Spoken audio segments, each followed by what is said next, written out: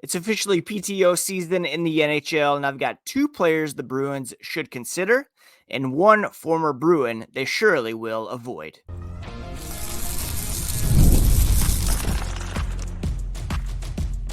You're Locked On Bruins, your daily podcast on the Boston Bruins, part of the Locked On Podcast Network, your team every day. What is up, Bruins fans? Happy Friday, and welcome back to the Locked On Boston Bruins podcast. I'm your host, Ian McLaren, and this is a daily show where we discuss all things Spoked B. Thank you so much for making Locked On Bruins part of your day every single day, free and available wherever you get podcasts, as well as on YouTube. Part of the Locked On Podcast Network, your team every day. And today's episode is brought to you by FanDuel. The sports aren't sportsing like we want them to, but this summer, FanDuel is hooking up customers with a boost or a bonus daily. That's right, there's something for everyone, every day, all summer long. Visit FanDuel.com to get started. And before we get started, a quick reminder, you can find the podcast on social media at Locked NHL Bruins, and you can find me, my hockey thoughts, dad jokes, at Ian C. McLaren.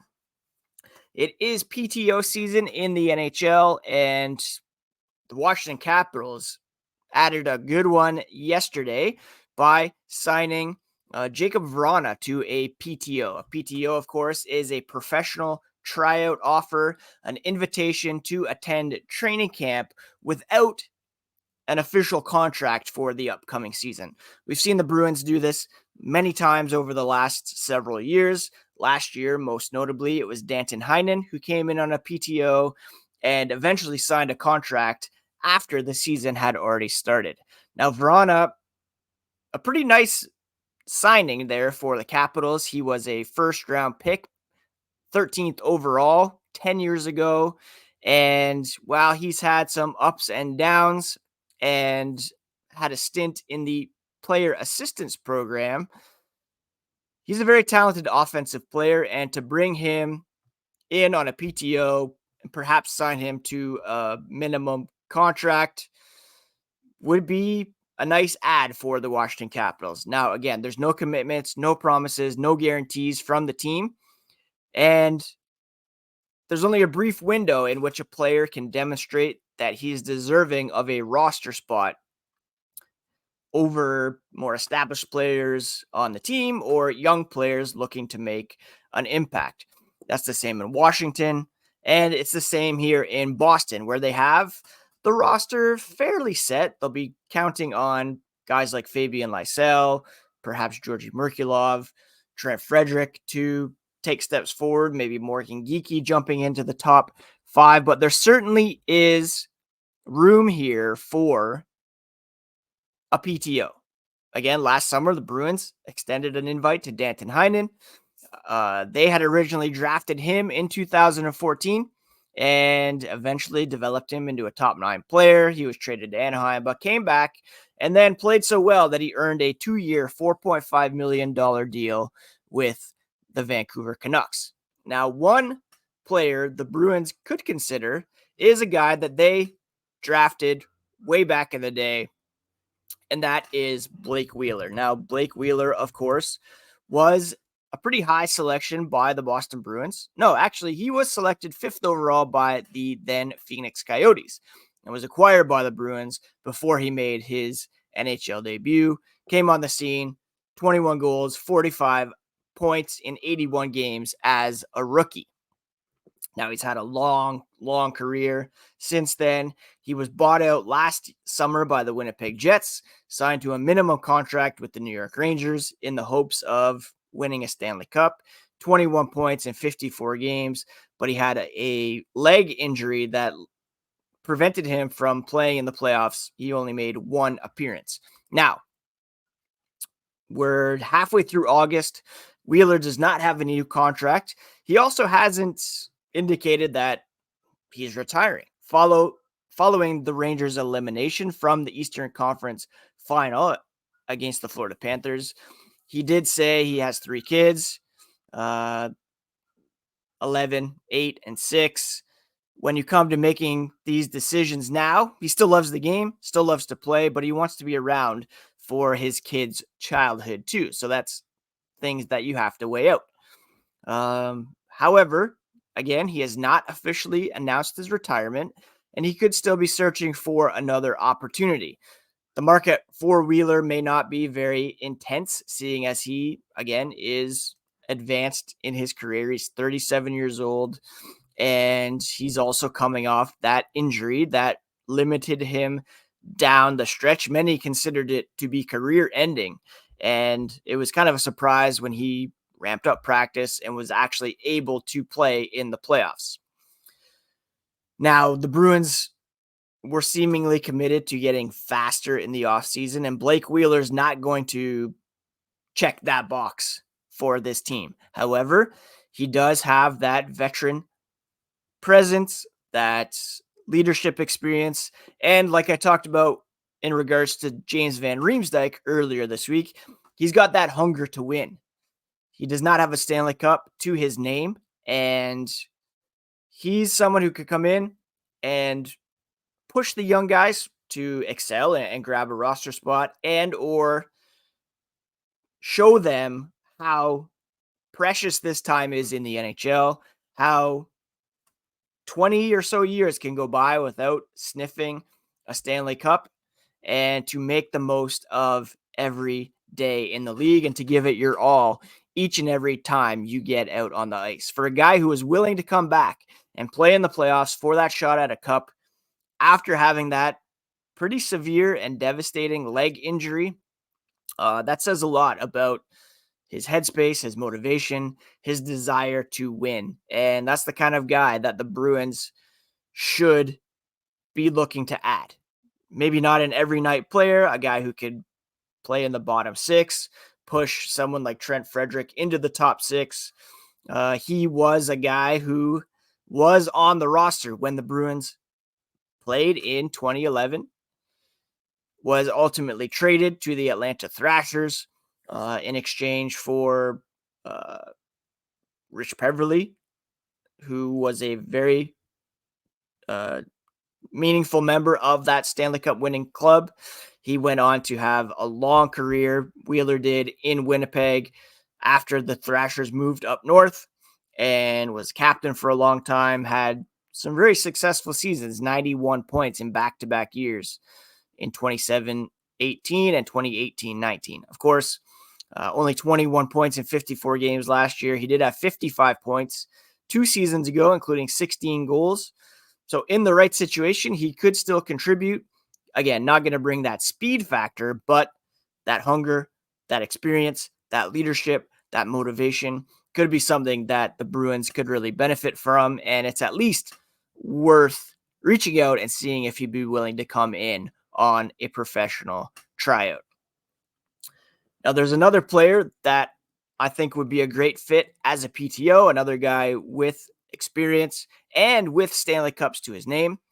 And we'll discuss him here as the podcast continues.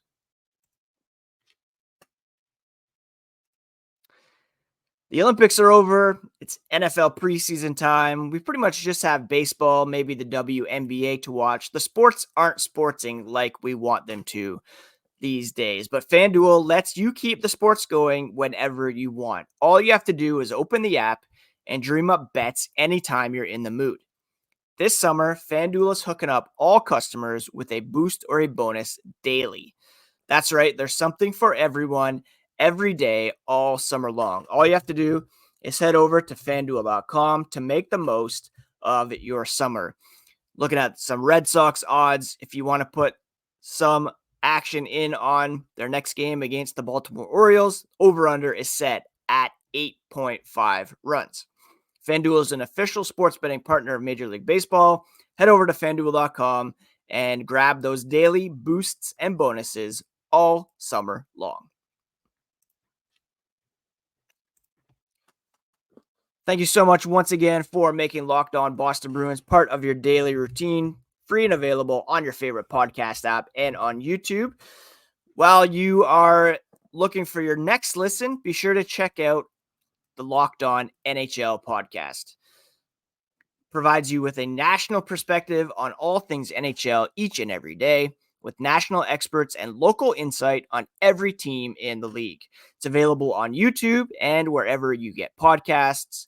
And it's, of course, part of the Locked On Podcast Network, your team every day. So maybe the Bruins consider a former player in Blake Wheeler on a PTO.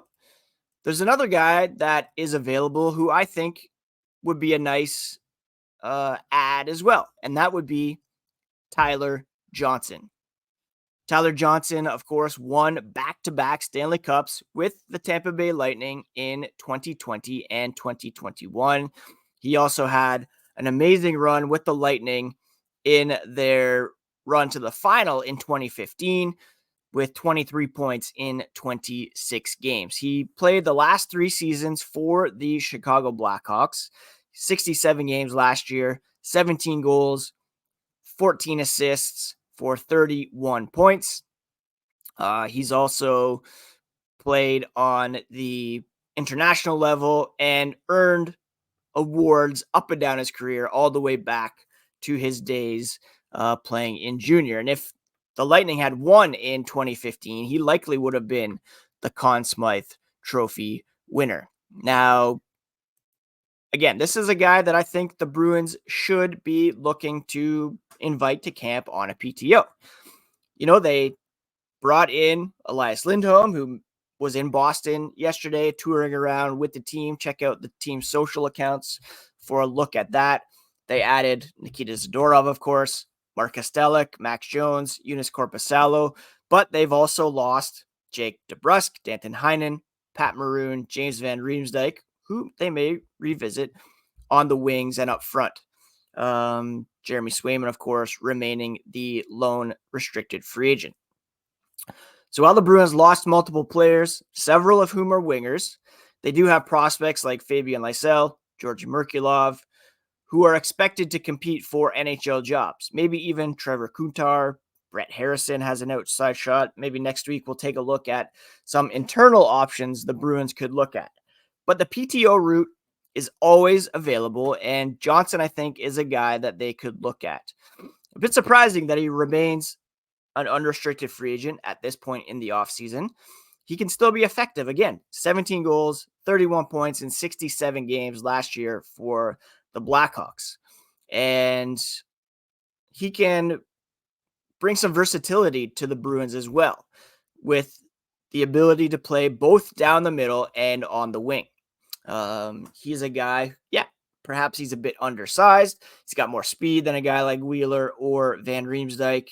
And the Bruins need that versatility. You know, they have Lindholm, of course, Coyle down the middle with Poitras, Beecher perhaps penciled in as the next 2 centers. You've got Morgan Geekie who can play center. Maybe Zaka goes to the wing and bumps up somebody else. Trent Frederick has toyed with center. That versatility is not to be devalued, and Tyler Johnson brings that in spades. He's a solid secondary scorer, and it would be beneficial, I think, to give him a tryout. Also due to the fact that he does have that significant experience playing in the playoffs as an NHL player with the Tampa Bay Lightning. He has been a very, very good player for them in those key situations down the stretch. He did miss much of the season a couple years ago after a neck injury that required surgery. He later suffered a concussion. But again, he rebounded this past season with effective play. Yes, only in 67 games, but 31 points for a Blackhawks team that was not very good last season. You put him on the wing, on the third line perhaps, or maybe even a fourth line role. He could still put up some numbers for this team that desperately needs some offense. Don't forget, they lost DeBrusk, Heinen, Van Riemsdyk. These were all guys that were contributors for the Bruins offensively last year. And defense, goaltending was not the issue for this team. It was putting pucks in the net at key moments. They need a guy who can put the puck in the net. And Johnson has proven to be effective in that role over the course of his career. Yes, he's 34 years old. Yes, he's past his prime, but again, 17 goals, 31 points in 67 games for the Blackhawks last season. And he wasn't playing with really prime line mates either. His most regular line combination, or who he was most successful with, was Taylor Radish and former Bruin Ryan Donato. He played the most time with Nick Foligno and Taylor Radish. Spent some time with Radish and Lucas Reichel, Anthony Beauvillier, Cole Gutman, Philip Kurashev. Like, he wasn't being deployed much with Connor Bedard. And he had, some pretty good production despite not getting really that prime deployment, which, again, he's kind of past that, but he also was a fixture on the power play. He had some time with Kurashev, Foligno, Bedard on the power play, and he was pretty effective in that role as well. I should add that he did have 16 power play points out of those 31 last season. So the Bruins could really benefit from getting that deployment out of him. Maybe put him in a bottom six role, put him on the power play. He can still snipe. And again, 8 power play goals, 16 power play points for him last season. He can kind of perform in the faceoff dot, 44% last season, but 49.6 for his career. Got a lot of time on the power play last year. And again, guy who is at least worth a look on a PTO. Now, one former Bruin that Boston should avoid, and I'm sure they will avoid, is Milan Lucic, and we'll bring you the latest on him here as the podcast continues. Passion, drive, patience. The formula for winning championships is what keeps your ride alive, and eBay Motors has everything you need to maintain your vehicle and level it up to peak performance. Superchargers, roof racks, exhaust kits, LED headlights, and more. Whether you're into speed, power, or style, eBay Motors has you covered. Over 122 million parts for your number one ride, so you'll always find exactly what you're looking for. And with the eBay Guaranteed Fit, your part is guaranteed to fit your ride every time or your money back. With eBay Motors, you are burning rubber and not cash. All the parts you need at the prices you want. It's easy to make your car the MVP and bring home huge wins. Keep your ride alive at ebaymotors.com. Eligible items only. Exclusions do apply. And the eBay Guaranteed Fit is available only to U.S. customers.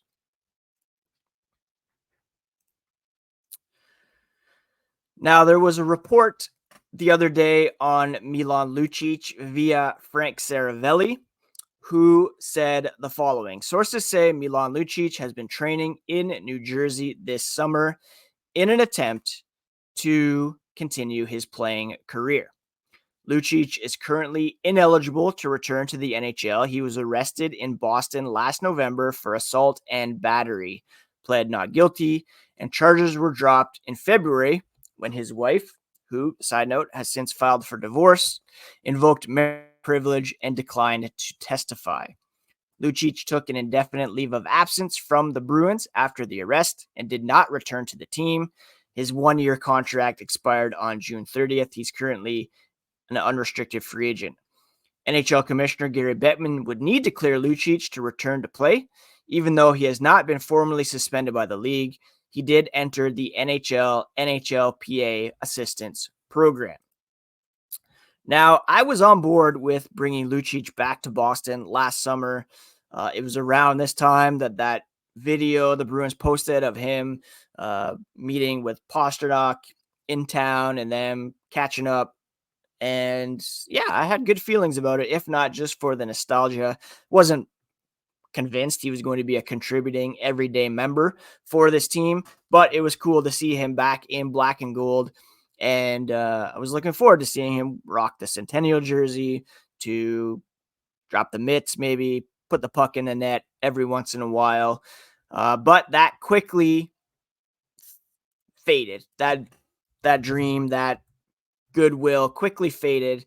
Not only did he only appear in a handful of games for the Bruins last season due to, I believe it was a foot injury.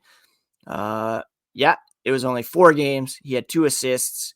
But of course, this report came out that he had been arrested for this domestic incident, assault, battery. And while he pled not guilty and the charges were eventually dropped, he was indefinitely suspended by the team, or an indefinite leave of absence. He entered the assistance program, and this is not a situation where I think the Bruins should be revisiting this. It's not something that they need to try again. In fact, any team that took a chance on him, yeah, I'm not against second chances. I think if he's gone through the program and if it's clear that he is willing to uh, turn things around and become a better person, then if someone's willing to take a chance on him, then more power to you. Perhaps his old club, the Edmonton Oilers, will come calling with Stan Bowman now there, and perhaps losing Dylan Holloway and Philip Broberg to offer sheets. But for me, the page is turned. He did help Canada win a gold at the 2023 World Championships. The only time he represented Canada, that kind of marked some sort of belief that he could contribute, that he could come back and be a meaningful player at the NHL level.